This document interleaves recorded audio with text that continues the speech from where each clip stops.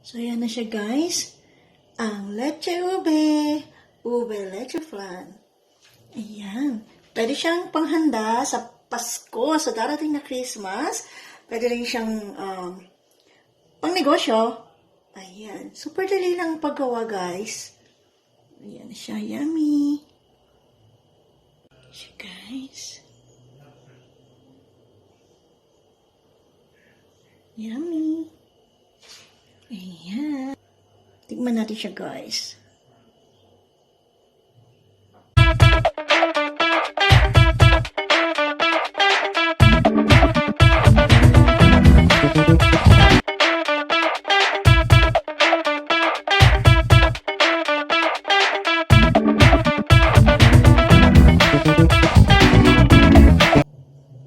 Hi guys! Welcome back to my humble kitchen. In today's video, gagawa ako ng dessert. Gagawa ako ng Leche Ubehalaya. Pinagsamang lecheflan at ubehalaya. Grabe, ang sarap na dessert nito, guys. Sa mga hindi pa nakakaalam, ito'y para sa inyo. Tuturuan ko kayo kung paano ang paggawa. So, stay tuned, guys. And keep on watching. And pakita ko muna sa inyo ang mga ingredients. Don't go! So, ayan ang ingredients natin, guys. So, ito ay para sa lecheflan. At ito naman ay para sa ating ubehalaya. Ayan. This is not a sponsored video, guys. So, gawa muna tayo ng lecheflan. So, guys, gawa tayo ng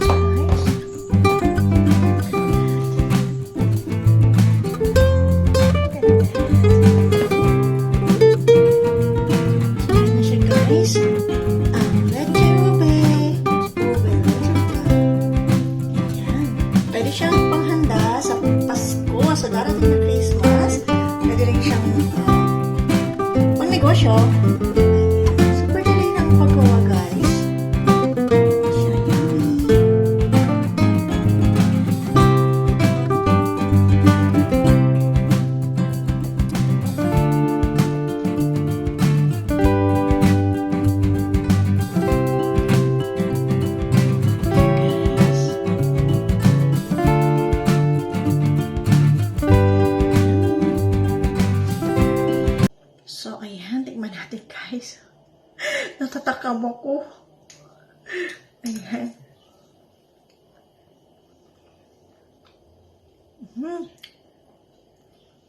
Grabe guys, ang sarap. Ang sarap. Yummy. So yummy. So ito na guys, ang ating leche ube, ube leche. So thank you for watching guys. Keep safe everyone. Mwah, hugs to all. See you on my next video. See you on my next vlog. Bye everyone. Thank you for watching.